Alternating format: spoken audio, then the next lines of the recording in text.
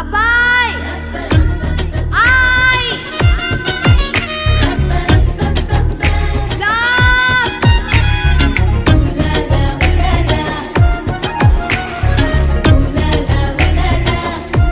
అమ్మా నాన్న ఇంకా ఇంటికి రాలేదు. ఆ నైట్ ఎక్కడ కొన్నావు? చిరిగిపోయింది. చిరిగిపోయిందా? నీ వయసులో కుర్రాళ్ళు పర్సులో కాండం పెట్టుకుని తిరుగుతున్నారు.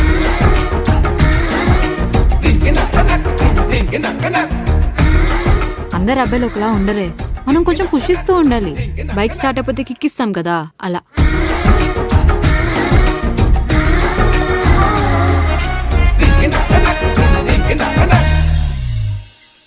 అంగపారు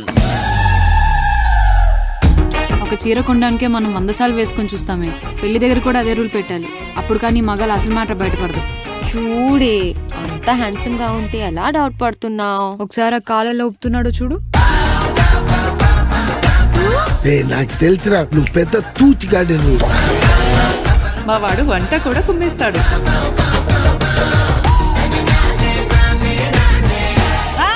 ఇంట్రెస్టింగ్ కాన్సెప్ట్. ఆస్తిపాస్తులు లేకపోతే సంపాదించుకుంటాడు అనుకోవచ్చు. అసలు భర్తగా పనికిరాని వాడి కోసం ఏం మాట్లాడుకుంటాం, ఏం సర్దుకుంటాం. ప్రేమించాను నాన్న, వదిలేను కదా. ఊర్లో అంతమంది మగాళ్ళని పెట్టుకుని అటు ఇటు కానీ మీ వాడిని తెచ్చుకున్నాడు.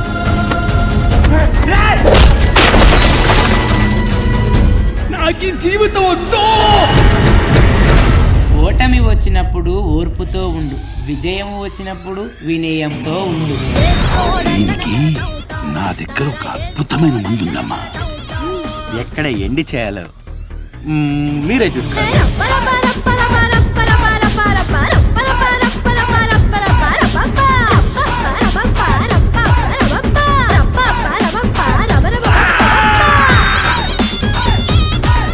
గుర్తు పెట్టుకో, ఎక్కడితో అయిపోలేదు. ఇప్పుడే మొదలైంది. నువ్వు పెద్ద గబ్బర్ సింగ్ మరి.